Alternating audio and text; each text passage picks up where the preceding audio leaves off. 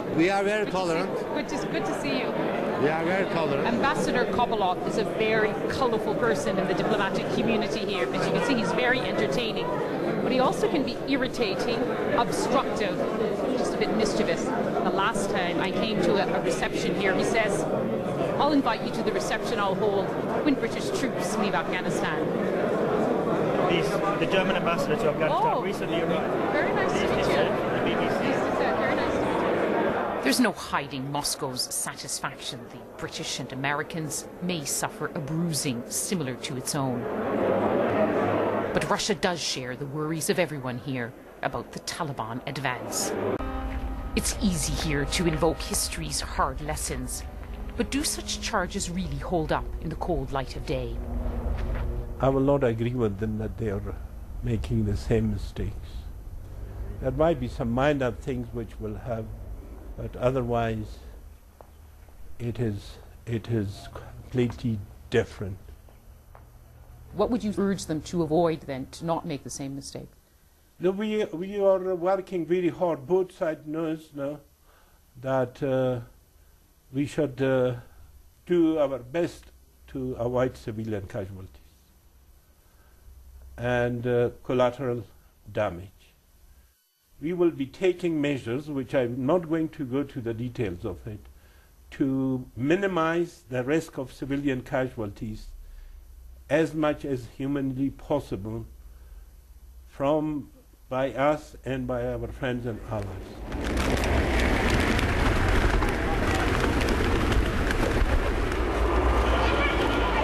That's the most sensitive issue now. US and NATO airstrikes are killing civilians by mistake when Taliban are targeted.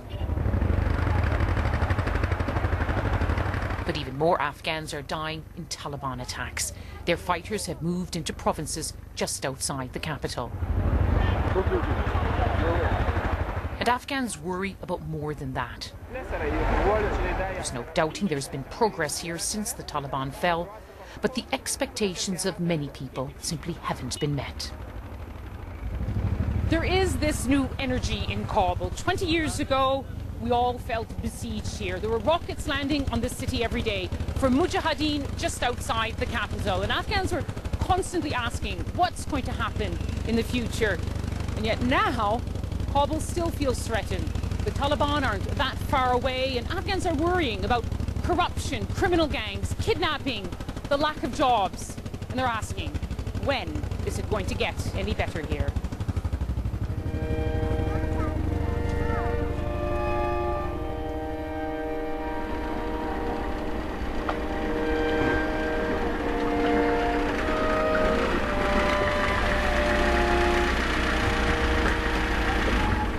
Across Afghanistan, the worries are much the same. Ahmed, the former Red Army soldier, takes us to his home on the edge of Kunduz.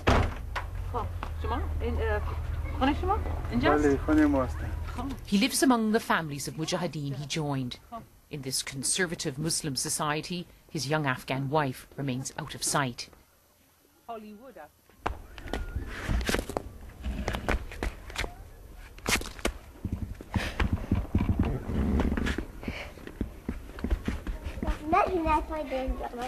His daughters play the games Afghan children love to play, free of any cares. Their father tells them little about the country of his birth, their grandmother nearly blind when he left, and his only brother. That life is over.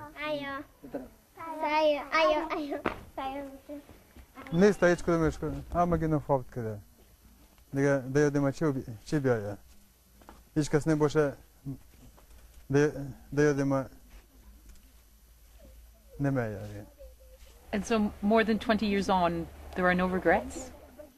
Ne film ma aici humanistem film ma zindagi mein kya da Afghanistan tamam cheeze fazla khuda peshma ma yosta avlad dorem zan dorem avli dorem mutar dorem fazla khuda to asta khubtar asta yakami khubtar shida bozam ami به حساب اقتصاد مردم یکمی بازم ضعیف است. بسیار مردم افغانستان از نداره است. غریبی نیست، کار نیست، پیسه پیدا کردن بسیار مشکل است. ما آرامی را ندیدیم، اولاد ما آرامی شاید ببینه. امید دارم ای خداوند. ما در کار سیاسی مداخله نداریم.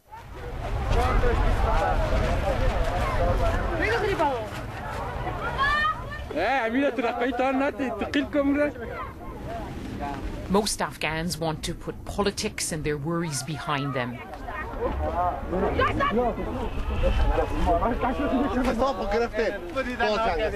They call this Kite Hill in Kabul, a moment of escape and sheer joy.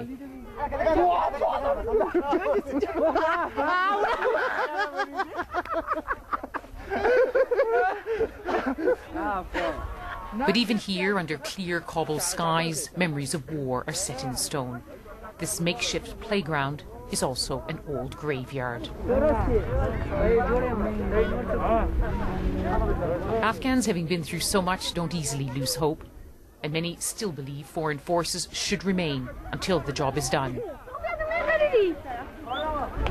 So they should not leave the country, they should not leave it in the same condition. They should do something to improve the country. Everyone hopes only one thing, that the peace should come.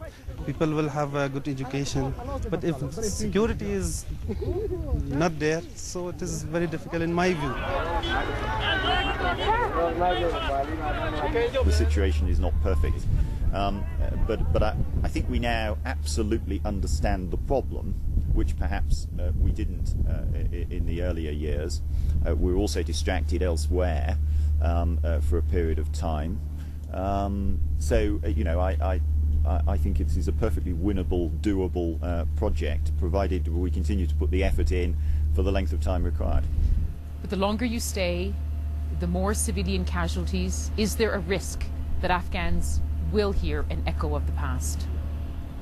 Well, I would like to think that the longer we stay and the more successful we are in assisting the Afghan forces in defeating this insurgency, if we can stay here for long enough to do that and do it successfully, then actually, you know, your scenario is the scenario is completely the opposite from the one you paint, in that we succeed in this country.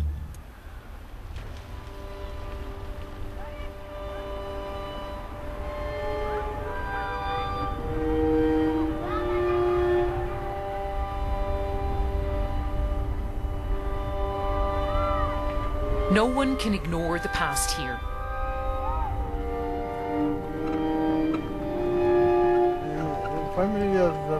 Even Ahmed can't fully escape it in Kunduz.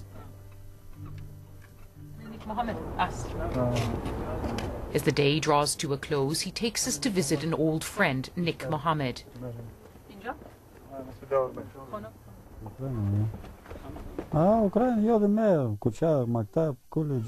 He used to be known as Gennady Suma, another Red Army soldier from Ukraine. But his story is different. He didn't desert. He was taken prisoner by the Mujahideen and became a Muslim.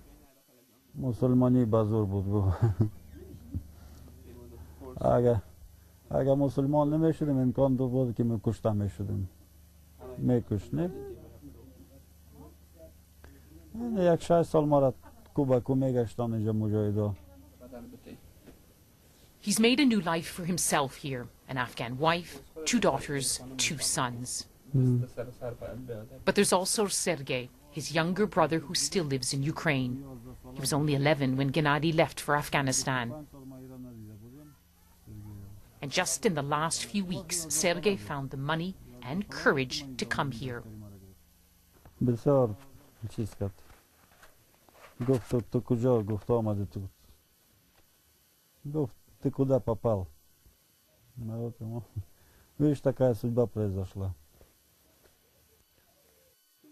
And now Sergei wants him to come home. Nek Mohammed is torn.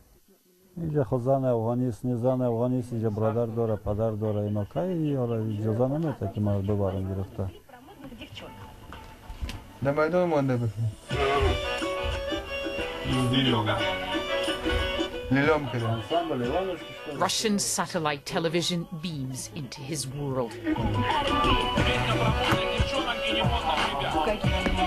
Раньше такого не было. The images offend Ahmed, the observant Muslim. 2 soldiers, 2 lives turned inside out in a country still darkened by war. The Soviet invasion was doomed from the start. That's not true of today's war. It hasn't gone the way most Afghans hoped, but there's still time to get it right.